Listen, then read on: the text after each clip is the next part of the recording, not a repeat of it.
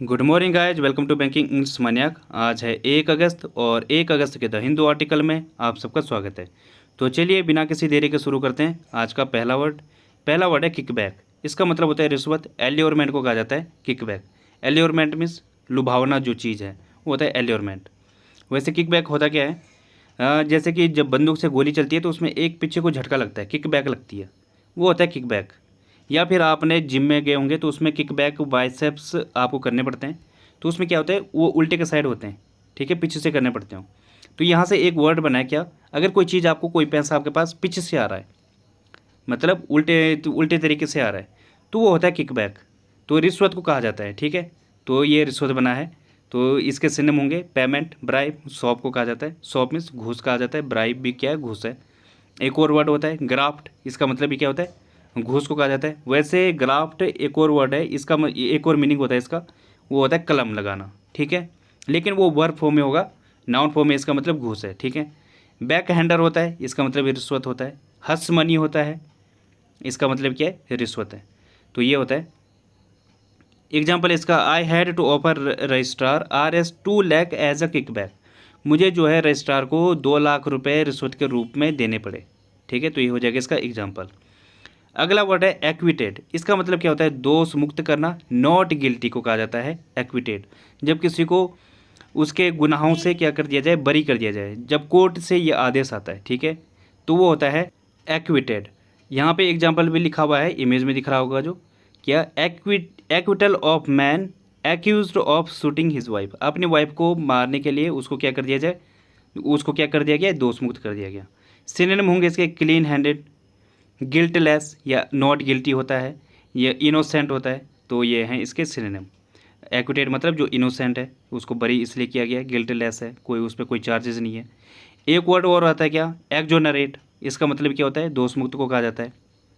और क्या होता है, पार्डन, माफ़ी को कहा जाता है। डिस्चार्ज करना किसी को, तो ये इसके सिनोनिम है। बाकी एग्जाम्पल होगा, the jury acquitted him of murder. जो जूरी थी उसने उसको मर्डर के लिए क्या कर दिया गया, दोष मुक्त कर दिया, ठीक है। तो ये हो जाएगा। अगला वर्ड है एक्वियस। इसका मतलब होता है स्वीकृति, या एक्सेप्ट को कहा जाता है एक्वियस। जब आप बिना किसी विरोध के किसी चीज़ को एक्सेप्ट कर लेते हो, ठीक है, वो होता है एक्वियस। जैसे कि भगवान श्री राम थे, उनको जब 14 वर्ष का वनवास दिया गया तो उन्होंने बिना किसी विरोध के उसको एक्सेप्ट कर लिया, या अंगीकार करने को कहा जाता है एक्वियस, बिना किसी विरोध के, ठीक है।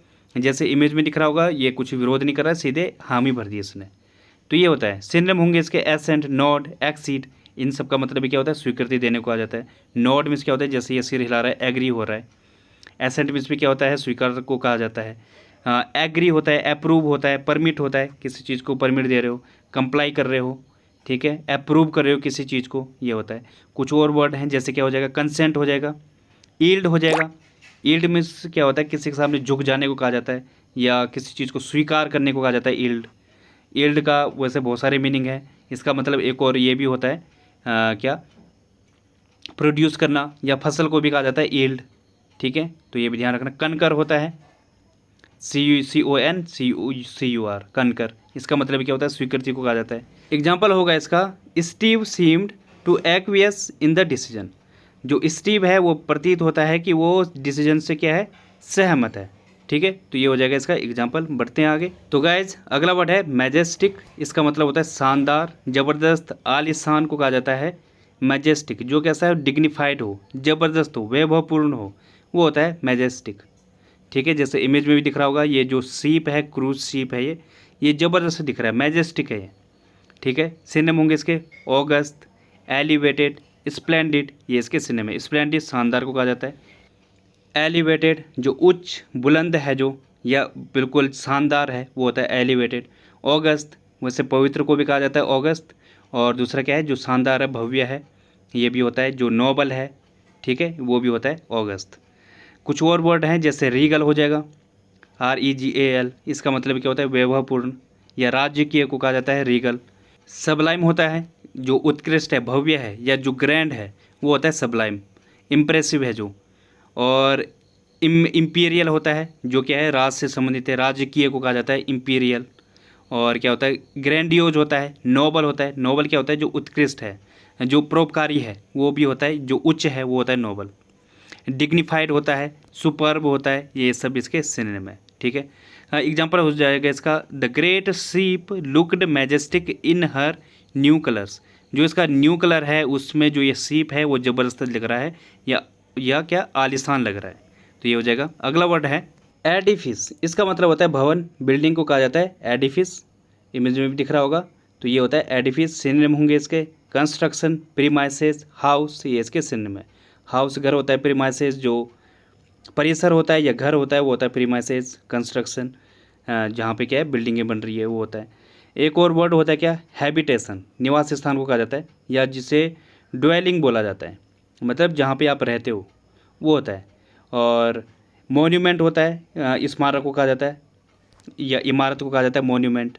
एग्जाम्पल हो जाएगा इसका, the town hall is the only edifice surviving from the 15th century.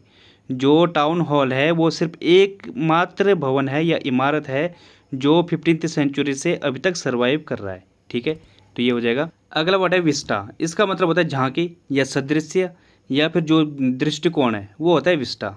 जो क्या है, किसी चीज़ की, जैसे इमेज में दिख रहा होगा, ये क्या है, कंट्री साइड का व्यू है।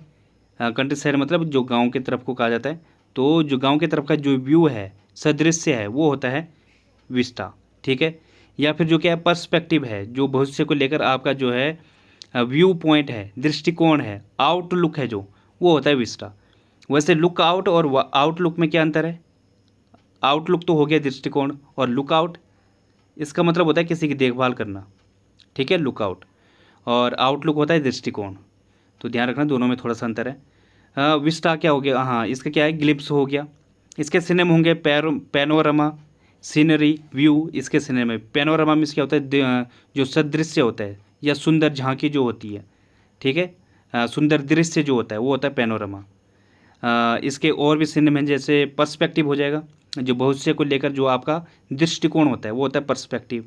लैंडस्केप होता है, और आउटलुक हो जाएगा। तो ये भी आप ध्यान रखना, ये भी इसके सिनोनिम है। लैंडस्केप मतलब क्या होता है, लैंडस्केप होता है जो भूदृश्य होता है उसे कहा जाता है लैंडस्केप। एग्जाम्पल देखते हैं इसका, the long vista is there for the seeing. देखने के लिए वहाँ एक लंबा दृश्य है या फिर नज़ारा है। ठीक है, तो ये हो जाएगा इसका एग्जाम्पल। बढ़ते हैं आगे। तो गाइज अगला वर्ड है प्लेंटिव। इसका मतलब होता है दुखी या सैड को कहा जाता है प्लेंटिव। जैसे इमेज में दिख रहा होगा, काफ़ी सैड सीन है या फिर काफ़ी इमोशनल सीन है। ठीक है, तो ये होता है प्लेंटिव। सिनोनिम होंगे इसके मेलनकोली, मॉर्नफुल, डॉलफुल, ये इसके सिनोनिम है। मेलनकोली मीन्स क्या होता है, जो दुखी है, उदास है, वो होता है मेलनकोली। मॉर्नफुल शोकाकुल को कहा जाता है। डॉलफुल जो काफ़ी दुखी है या फिर क्या है, उदास है, वो होता है डॉलफुल। ठीक है, तो ये इसके सिनोनिम होंगे। इसके कुछ और सिनोनिम बताता हूँ मैं, जैसे डॉलफुल है वैसे ही वोफुल होता है, जो क्या है पीड़ित है, दुखी है, वो होता है वोफुल। रोफुल भी क्या है, सेम सेंस देता है। और एक और वर्ड था लुगुब्रियस। इसका मतलब क्या होता है, शोकाकुल को कहा जाता है लुगुब्रियस। हार्ट रेंडिंग होता है, हृदय विदारक को कहा जाता है हार्ट रेंडिंग।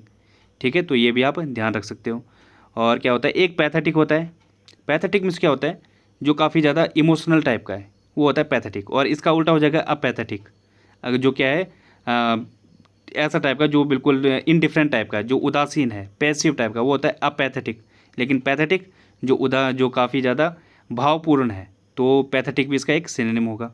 एग्जाम्पल इसका, her voice was a little plaintiff. जो उसकी वॉइस थी वो थोड़ी सी मॉर्नफुल थी, शोकाकुल थी या फिर दुखियारी टाइप की लग रही थी। ठीक है, तो ये हो जाएगा इसका एग्जाम्पल। अगला वर्ड है चर्लिस।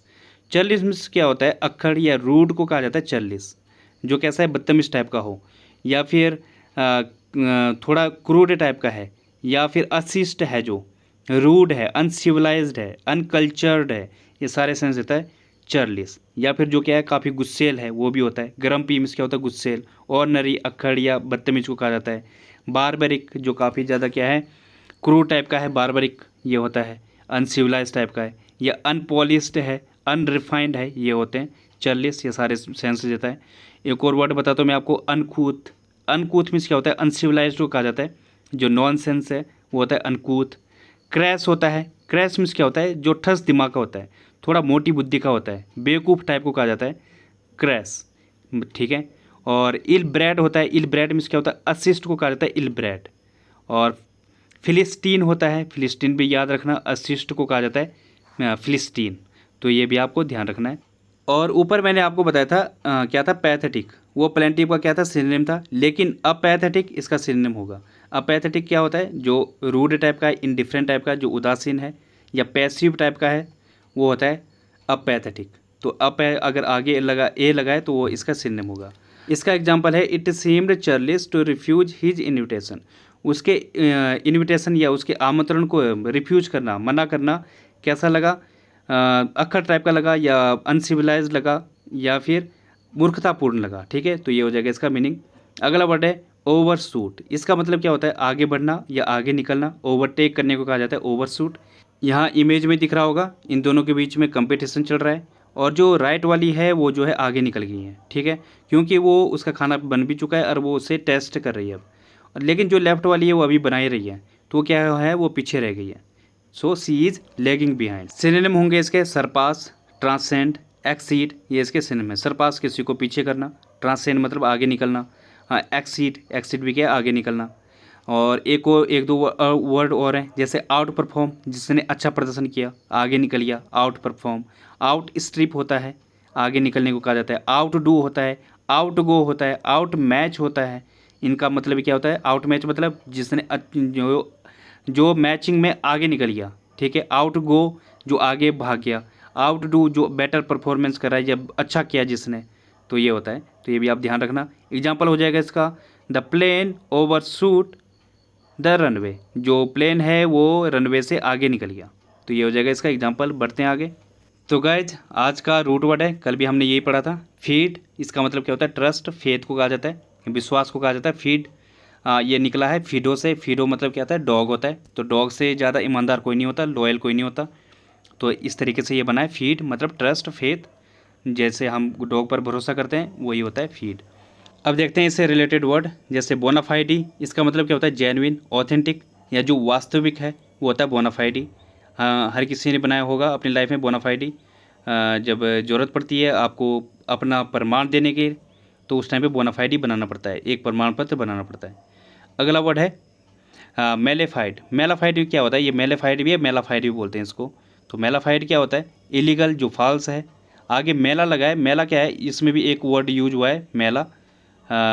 वैसे ऊपर भी यूज हुआ है। बॉन मतलब क्या होता है, वैसे अगर आगे BON, ये भी एक रूट वर्ड है। इसका मतलब क्या होता है, अच्छा, जब कोई चीज़ अच्छी हो रही हो, तो अगर कहीं पे बॉन देखो तो मतलब अच्छी चीज़ हो रही है, और कहीं पे मेला देखो या मेल देखो तो इसका मतलब क्या है, वो गलत चीज़ हो रही है। जैसे मेलेडिक्शन, श्राप देने को कहा जाता है मेलेडिक्शन। वैसे ही मेलाफाइड जो इलीगल है, फॉल्स है, गलत है, वो होता है। अगला वर्ड है कॉन्फिडेंट।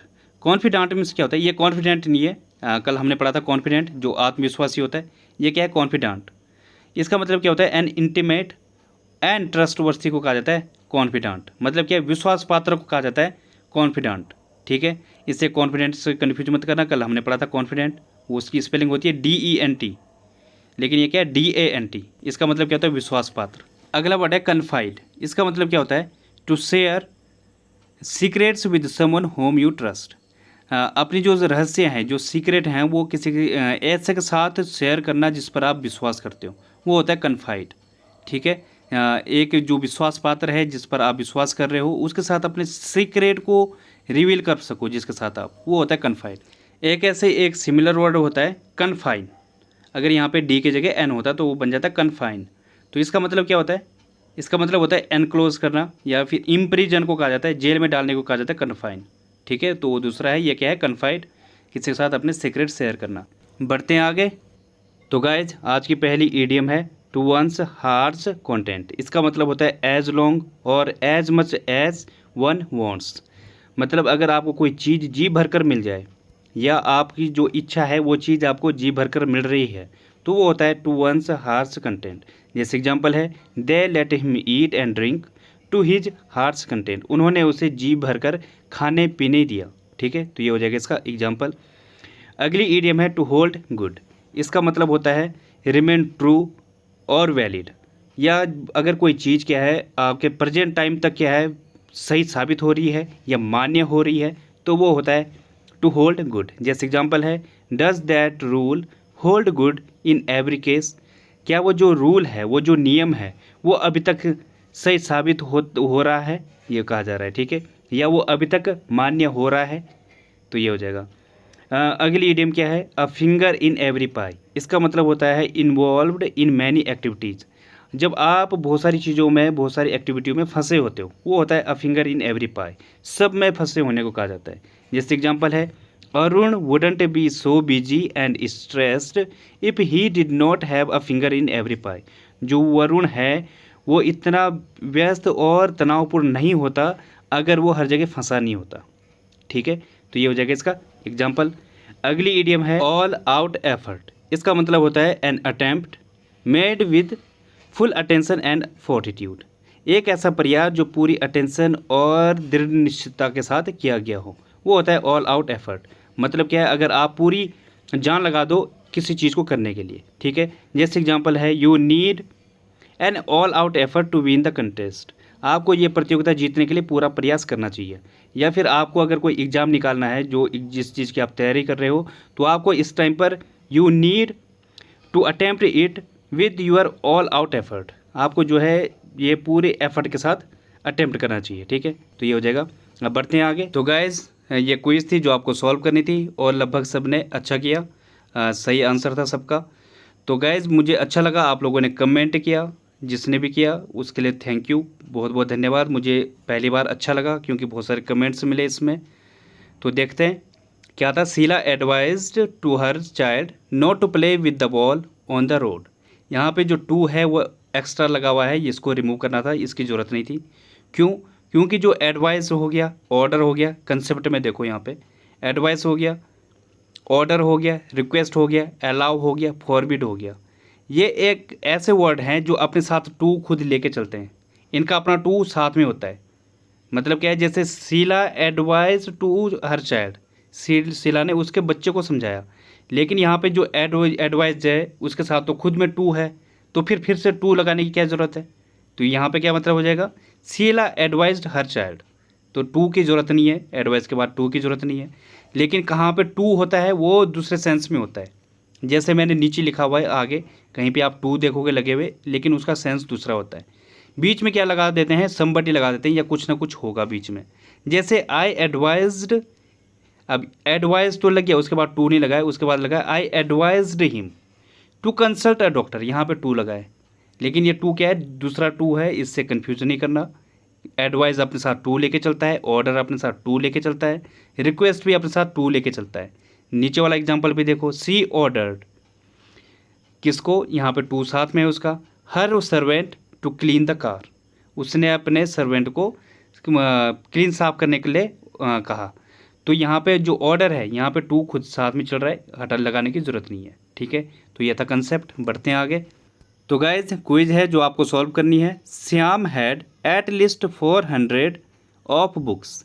इसमें कहाँ पे एरर है ये आपको लिखना है। अगला क्या है, बी वाला कॉन्फिडेंट, इसका क्या मतलब होता है ये भी आपको कमेंट बॉक्स में लिखना है। तो गाइज, ये ज़रूर लिखना। थैंक यू, धन्यवाद। यही सपोर्ट है और कुछ भी नहीं, जो कमेंट आप करते हो और जो लाइक्स आप करते हो। Thank you.